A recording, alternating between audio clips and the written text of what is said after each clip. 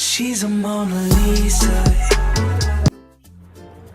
Assalamualaikum anak-anakku semua, selamat pagi. Apa kabar kalian hari ini? Semoga baik-baik aja ya. Alhamdulillah, ibu juga baik nak, terima kasih ya. Anak-anakku, untuk mengawali pembelajaran pada hari ini, kita berdoa terlebih dahulu yuk. Ketua kelas, tolong pimpin kelasnya ya. Ya teman-teman, sebelum memulai pembelajaran pada hari ini, ada baiknya kita berdoa dulu ya. Berdoa dimulai. Rabbi sholli sadri wa yassirli amri wahlul 'uqdatam min lisani yafqahu qawli. Rabbi zidni ilma warzuqni fahma walhiqni bis-sholihin birahmatika ya arhamar rahimin. Amin amin ya rabbal alamin. Berdoa selesai teman-teman. Nah anak-anak, ibu absen terlebih dahulu ya. Ibu mau tahu nih siapa aja yang hadir pada hari ini. Andi hadir? Baik. Andika hadir?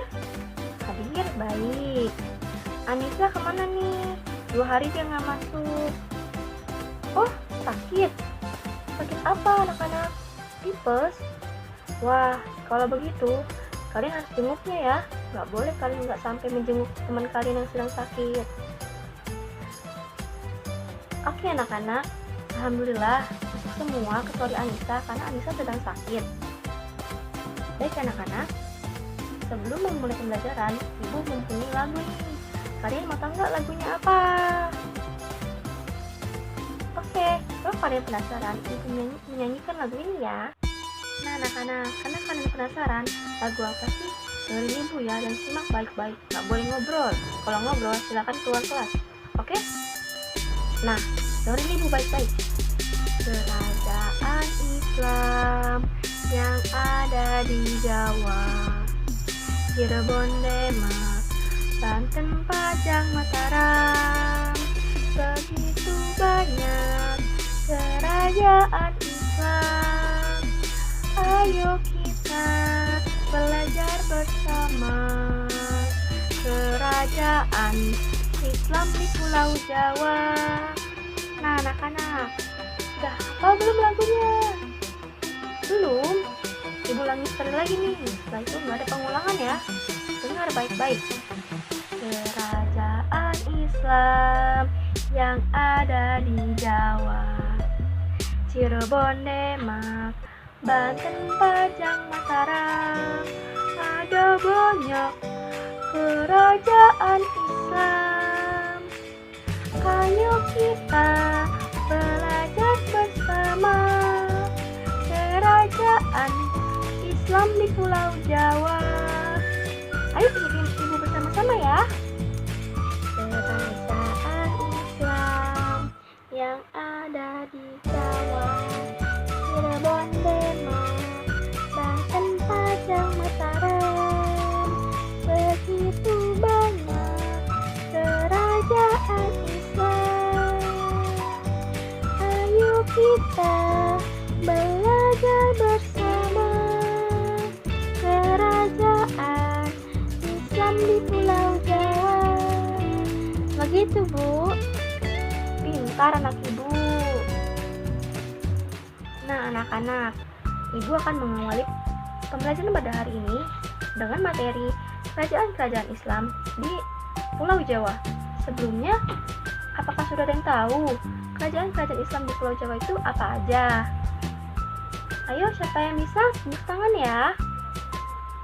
Siapa nih? Kok pada malu-malu?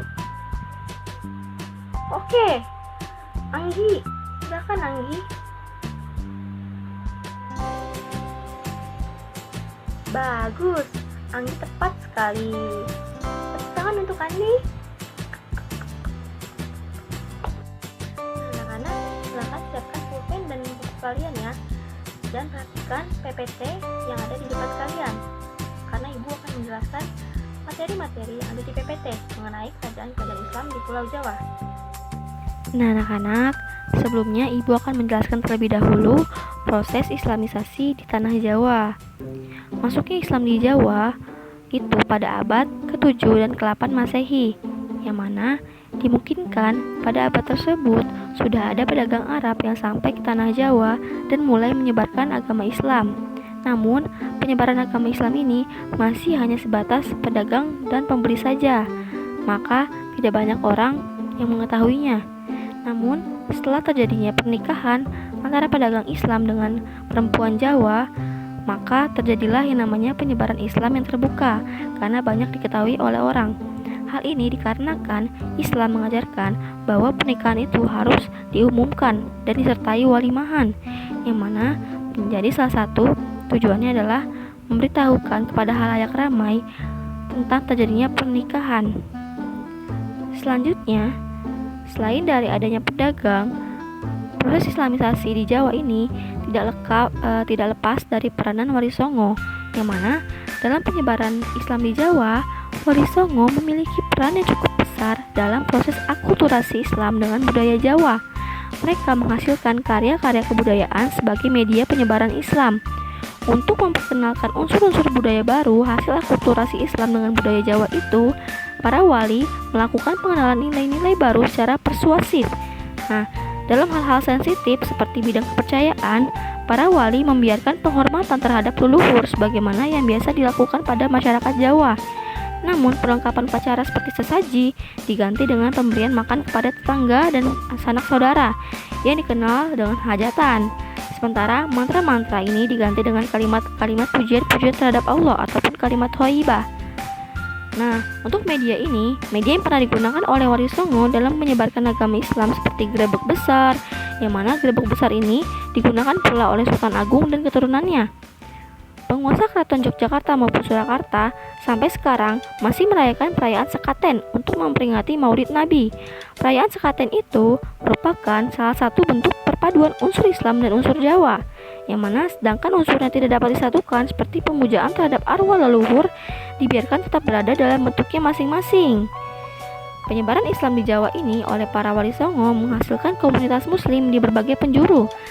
Salah satunya melalui pendirian pesantren sebagai komunitas terdidik dalam berbagai hal, tidak hanya dalam bidang keagamaan saja, namun ada juga bidang politik.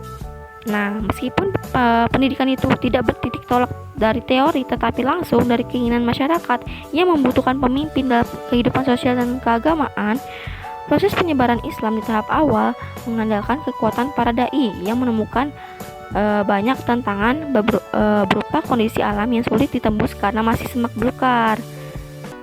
Seperti itu, anak-anak. Nah, anak-anak, setelah kalian mengetahui proses islamisasi di Pulau Jawa, maka kita akan memasuki kerajaan-kerajaan Islam di Pulau Jawa. Yang pertama ada Kerajaan Demak.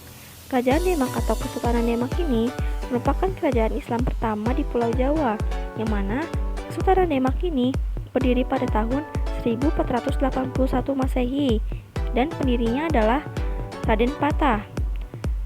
Pada awalnya, Demak merupakan daerah vasal ataupun daerah bawahan dari Kerajaan Majapahit.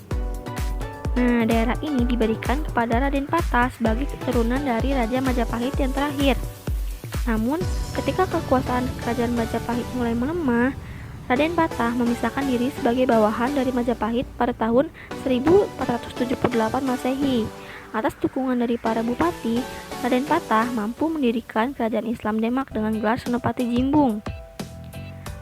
Dan pada masa kejayaan kerajaan Demak ini ditandai dengan pada masa pemerintahan Sultan Trenggono. Sultan Trenggono ini merupakan adik dari Adipati Unus yang memerintah kerajaan Demak ini dari tahun 1521 Masehi sampai 1546 Masehi. Sultan Trenggono menaklukkan wilayah tidak hanya Sunda Kelapa, namun ada juga Tuban, Madiun, Surabaya, dan Malang. Namun sayang, setelah pasca kematian dari Sultan Trenggono ini, kerajaan Demak mulai mengalami kekacauan anak-anak karena adanya pertikaian antara sejumlah calon raja, seperti adanya pertikaian antara putra Sultan Trenggono, Sunan Prawoto, dan Arya Penangsang. Selanjutnya adalah Kerajaan Cirebon. Kerajaan Cirebon ini merupakan sebuah kerajaan bercorak Islam ternama yang berada di Jawa Barat. Kesultanan Cirebon ini berdiri pada abad ke-15 dan ke-16 Masehi. Kesultanan Cirebon juga merupakan pangkalan penting yang menghubungkan jalur perdagangan antar pulau. Kesultanan Cirebon berlokasi di pantai utara Pulau Jawa, yang mana menjadi perbatasan antara wilayah Jawa Tengah dan Jawa Barat. Ini membuat Kesultanan Cirebon menjadi pelabuhan sekaligus jembatan antara dua kebudayaan, yaitu budaya Jawa dan budaya Sunda. Sehingga Kesultanan Cirebon memiliki suatu kebudayaan yang khas, yang mana kebudayaan Cirebon ini tidak didominasi oleh kebudayaan Jawa maupun kebudayaan dari Sunda. Nah, pada awalnya kerajaan Cirebon diambil dari nama Caruban ataupun campuran.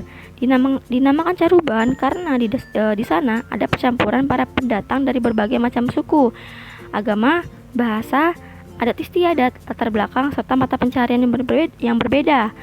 Mereka datang dengan tujuan ingin menetap atau hanya berdagang. Menurut buku Kerajaan-Kerajaan Islam di Jawa yang ditulis oleh Alik Al-Adim, Cirebon merupakan sebuah desa yang didirikan oleh Ki Gedang Tapa, yang merupakan saudagar kaya yang berada di Pelabuhan Muara Jati, Cirebon. Para pedagang mulai singgah di desa yang didirikan oleh Ki Gedang Tapa, dan akhirnya terbentuklah masyarakat baru di desa Caruban. Cerita ini didasarkan pada babat tanah Sunda.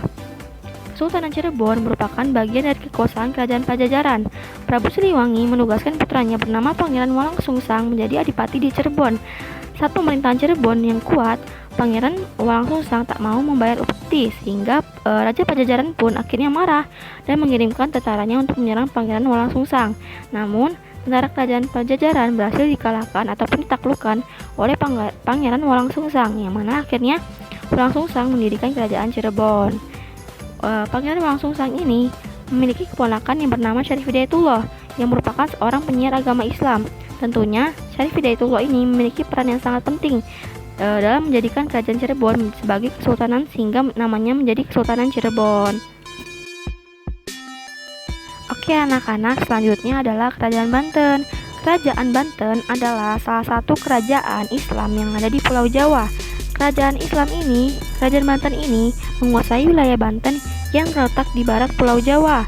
Sebelumnya, wilayah Banten ini merupakan bagian dari Kerajaan Sunda, yang mana saat itu masih bercorak agama Hindu. H.J. de Graaf dalam bukunya Kerajaan-Kerajaan Islam Pertama di Jawa menuturkan bahwasannya Kerajaan Banten ini berdiri di abad ke-16. Pada tahun 1524, Nurullah dari Pasai yang kelak menjadi Sunan Gunung Jati ini berlayar dari Demak ke Jawa Barat. Pada saat itu, pusat pengembangan agama Islam memang masih terpusat di Demak. Sunan Gunung Jati dan putranya Hasanuddin berusaha melebarkan pengaruh Islam ke barat Pulau Jawa. Namun, pada saat itu, kerajaan Sunda masih bersekutu dengan Portugis. Namun, dibantu oleh tentara Demak, Sunan Gunung Jati dan Hasanuddin ini mampu menyingkirkan Bupati Sunda untuk mengambil alih Banten. Sunan Gunung Jati dianggap sebagai pendiri Kerajaan Banten, namun ia tak mengangkat dirinya sebagai raja. Sunan Gunung Jati lebih memilih menjadi Sultan Cirebon. Untuk itu, Banten diserahkan kepada anaknya, Sultan Hasanuddin. Ia diangkat sebagai Sultan Banten pada tahun 1552 Masehi, di mana di bawah pemerintahannya, Kerajaan Banten mengalami perkembangan yang sangat pesat. Banten melepaskan diri dari Demak. Banten juga menjadi pusat perdagangan di barat Pulau Jawa. Selanjutnya adalah Kerajaan Pajang anak-anak. Kerajaan Pajang ini merupakan kelanjutan dari Kerajaan Islam Demak. Kerajaan Pajang didirikan oleh Jaka Tingkir yang berasal dari Pingging, yakni di lereng Gunung Merapi. Ia adalah menantu dari Sultan Trenggono yang diberi kekuasaan di Pajang. Pasca membunuh dan merebut kekuasaan Demak dari Arya Penangsang, seluruh kekuasaan dan benda pusaka Demak dipindahkan ke Pajang. Jaka Tingkir mendapatkan gelar Sultan Hadiwijaya dan sekaligus menjadi raja pertama dari Kerajaan Pajang. Islam yang semula berpusat di pesisir utara Jawa ataupun Demak dipindahkan ke pedalaman yang membawa pengaruh yang besar dalam penyebarannya. Selain Islam yang mengalami perkembangan, politik juga mengalami perkembangan. Pada masanya, Jaka Tingkir mampu memperluas kekuasaannya ke arah timur hingga Madiun di area pedalaman tepi aliran Sungai Bengawan Solo. Pada tahun 1554, Jaka Tingkir mampu menduduki Blora dan Kediri pada tahun 1577. Karena kerajaan Pajang dan dengan raja-raja di Jawa Timur sudah bersahabat, Pada tahun 1581, Jaka Tingkir ini mendapatkan pengakuan sebagai Sultan Islam oleh raja-raja penting di Jawa Timur. Pada masa kepemimpinannya, kejayaan sudah dikembangkan pada masa Kerajaan Demak, dapat dikenal di pedalaman dan berkembang pesat di dalamnya seperti kesenian, kesusastraan, dan penyebaran agama Islam. Jaka Tingkir memimpin hingga tahun 1587 dan meninggal pada tahun yang sama. Pasca meninggalnya Sultan Pajang tersebut, estafet kekuasaan jatuh pada Arya Penggiri, yakni menantunya, yang juga adalah anak dari Sultan Prawoto. Arya Penggiri ini pada saat itu mendapat kekuasaan di Demak bersama para pejabat bawaannya, yang mana ia pindah ke Pajang untuk menjadi pengganti Jaka Tingkir. Sementara anak dari Jaka Tingkir ini yaitu Pangeran Benowo mendapat kekuasaan di Jipang yang sekarang bernama Bojonegoro. Nah, itu anak-anak penjelasan dari Ibu. Ibu ingin kalian berdiskusi ya secara kelompok. Untuk kelas MIPA 1 ini ada berapa anak ya, Nak? 30 ya.